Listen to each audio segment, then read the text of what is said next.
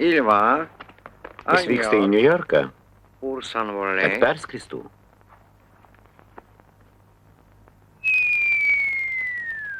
A Kaunas?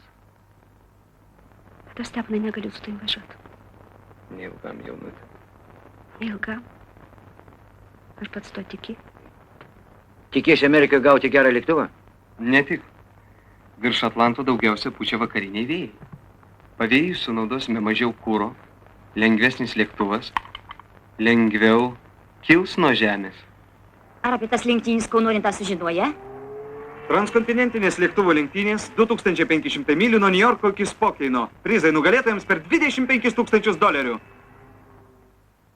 Vaizdelis nelinksmas. Tuberkuliozės židiniai.